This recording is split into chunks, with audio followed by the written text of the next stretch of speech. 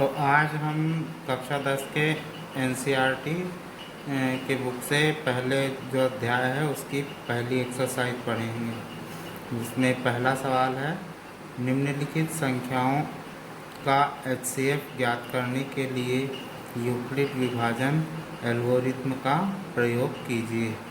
इसमें 3 सवाल हैं, 135 और 225, 196 और 3820, 867 और 255। पहला सवाल है आपका 135 और 225।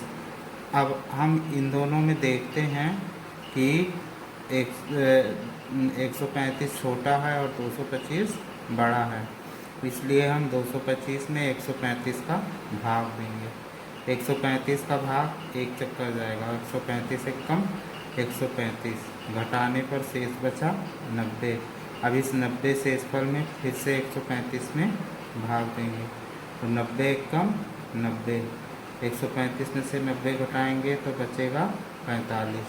अब इस 45 में पूर्व वाली संख्या 90 का भाग देंगे, 45 दूना 90, तब ये 90 45 दूना 90, इस प्रकार इसका शेषफल 0 हो जाता है। अब हम यूक्लिड विभाजन प्रमेयिका का प्रयोग करेंगे।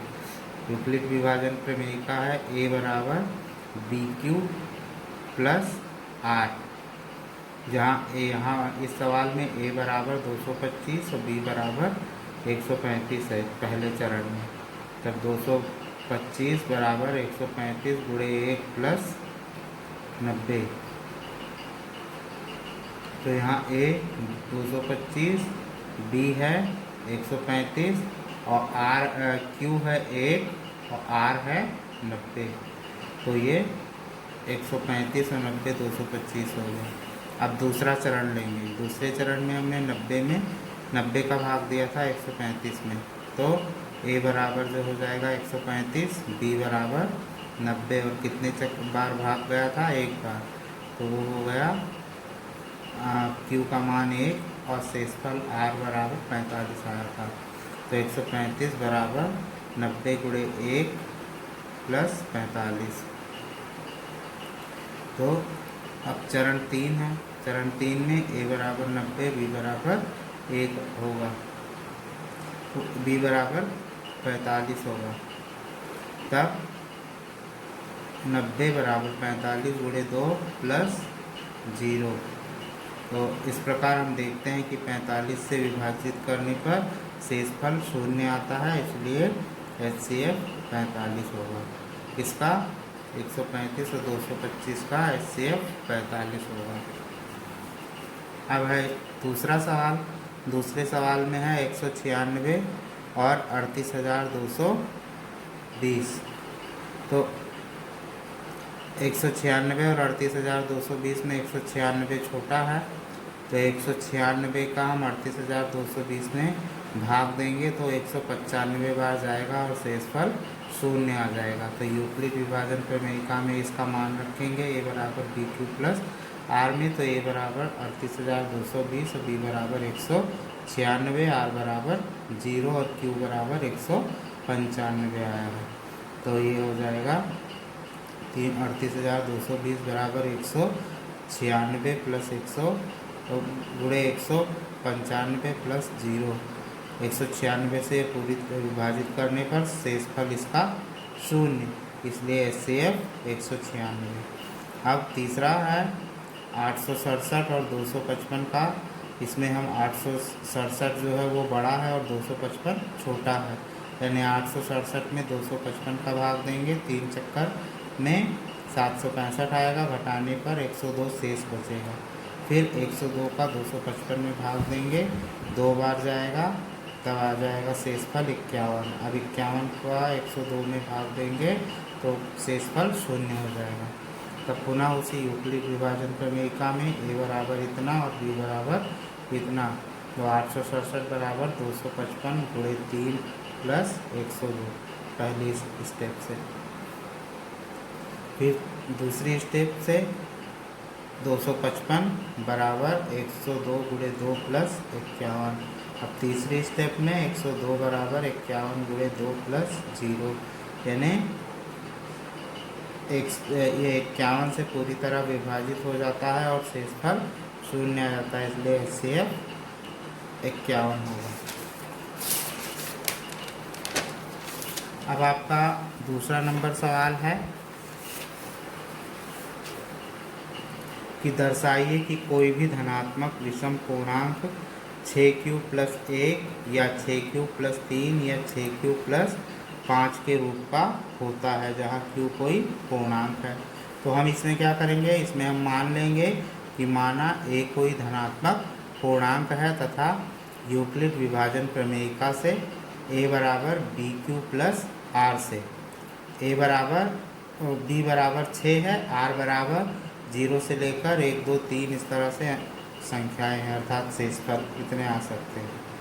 तो r बराबर 0 लेने पर a बराबर 6q प्लस r में r बराबर 0 लेने पर तो a बराबर 6q प्लस 0 यानी a बराबर 6q हो जाएगा, जो क्या है सम संख्या है, 2 से विभाजित हो जाती है ना, तो इसलिए ये सम संख्या है जो हमारी कल्पना के विपरीत है। अब r बराबर 1 लेंगे तो a बराबर 6q प्लस 1 हो जाएगा, ये विषम संख्या के रूप का है, ये समीकरण 2 हो गया। अब r बराबर 2 लेंगे तो a बराबर 6q प्लस 2 हो जाएगा, जो सम संख्या है, अर्थात ये भी हमारी कल्पना के विपरीत हो जाएगा। अब r बराबर 3 लेने पर a बराबर 6q प्लस 3 हो जाएगा, जो एक विषम संख्या का प्रारूप है। अब r बराबर 4 लेने पर a बराबर 6q प्लस 4 यह सम संख्या हो जाएगी। अब r बराबर 5 लेने पर a बराबर 6q प्लस 5 ये विषम संख्या है। तो इस प्रकार से हमारा लगातार बनते आया है समीकरण 1 2 3 4 5 और 6। समीकरण 2 जो है वो विषम है, 4 जो है वो भी विषम है और 6 जो है वो भी विषम है।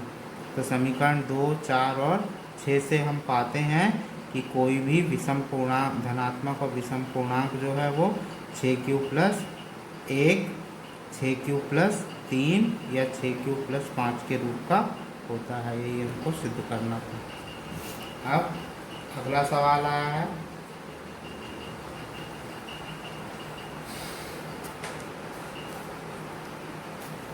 में कह रहा है किसी परेड में 616 सदस्यों वाली एक सेना की टुकड़ी में 32 सदस्यों वाले एक आर्मी बैंड के पीछे पीछे मार्च करना है।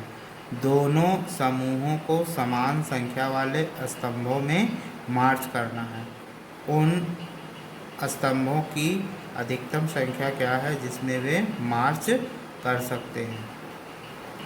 तो हम इसमें 616 और 32 दो ही संख्या दी हुई है, 616 और 32।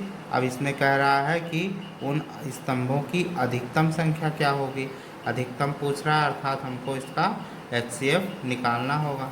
तो 616 व 32 का HCF ही स्तंभों की संख्या होगी। तो 616 और 32 में 616 बड़ा और 32 छोटा है, तो 32 का 616 में भाग देंगे तो 19 चक्कर में जाने पर शेष 8 आ जाता है। 8 का फिर 32 से भाग देंगे तो 4 चक्कर में देने पर पूरी तरह कट जाता है। यानी अब यूक्लिड विभाजन प्रमेय का a बराबर bq प्लस r से a बराबर 616 पहले चरण में और b बराबर 32 है और q बराबर 19 और r बराबर 8। तो 616 बराबर 32 गुणे 19 प्लस 8 हो जाएगा। चरण 2 में a बराबर 32 b बराबर 8, अर्थात 32 बराबर 8 गुणे 4 प्लस 0। अतः चूँकि 8 से पूरी तरह विभाजित हो जाता है और शेष 0 होता है, इसलिए HCF 8 होगा। अतः स्तंभों की अधिकतम संख्या 8 होगी। इसी प्रकार अब आपका सवाल नंबर 4 है। यूक्लिड विभाजन प्रमेयिका का प्रयोग करके दर्शाइए कि धनात्मक पूर्णांक का वर्ग किसी पूर्णांक m के लिए 3m या 3m प्लस 1 के रूप का होता है। तो इसको हल करने के लिए हम मानेंगे कि माना a कोई धनात्मक पूर्णांक है।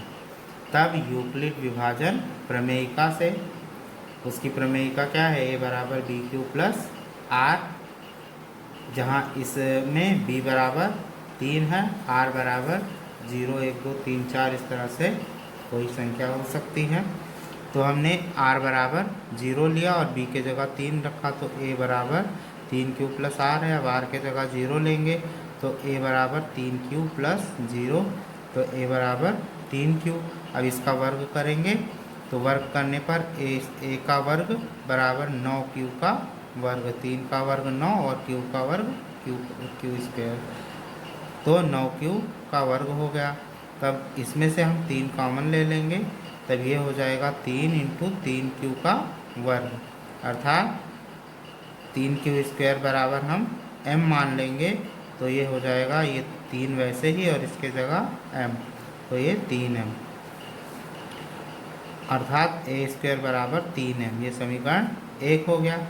अब r बराबर 1 लेने पर तो a बराबर 3 क्यू प्लस 1 हो जाएगा। अब इसका वर्ग करेंगे तो ए स्क्वायर बराबर 3 क्यू प्लस 1 का होल स्क्वायर, तो a प्लस बी का होल स्क्वायर बराबर होता है A square plus 2ab plus B square, अर्थात ए स्क्वायर यानी 3 क्यू का होल स्क्वायर यानी 3 तिया 9 क्यू का स्क्वायर और प्लस 6 क्यू 2ab यानी और बी स्क्वायर यानी 1 का स्क्वायर 1, ए स्क्वायर बराबर 9 Q square plus 6 Q plus 1। अब इन दोनों में से हम 3 कॉमन ले लेंगे, तो 3 हमने कॉमन ले लिया, तो यहाँ बचेगा 3 क्यू स्क्वायर और यहाँ बचेगा 2 क्यू और ये प्लस 1, वैसे ही इसमें से कुछ नहीं किया गया।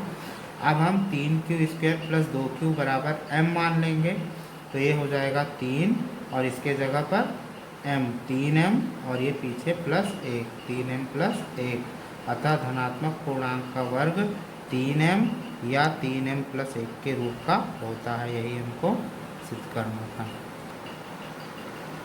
अब इस एक्सरसाइज का अंतिम क्वेश्चन है, वो कह रहा है यूक्लिड विभाजन प्रमेयिका का प्रयोग करके दर्शाइए कि धनात्मक पूर्णांक का घन 9m प्लस 1 या 9m प्लस 8 के रूप का होता है।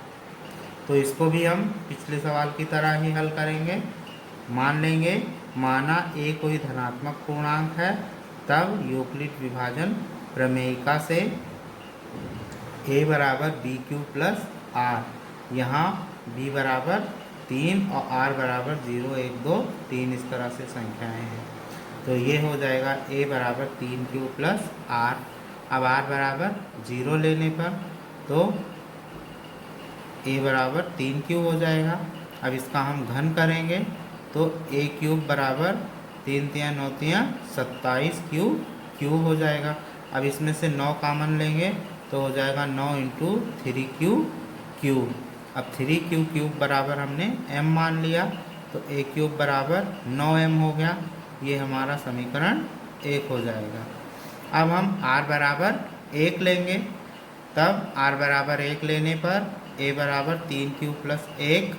अब इसका घन करने पर a क्यूब बराबर 3 क्यूब प्लस 1 का होल क्यूब।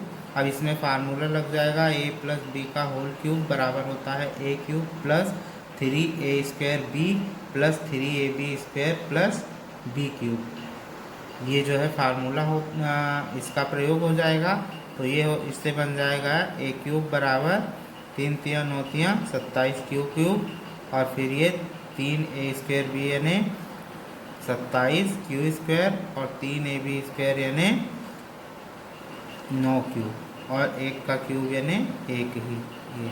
तो इस प्रकार a क्यूब बराबर 27 cube plus 27 Q square plus 9 cube plus 1 हो जाएगा।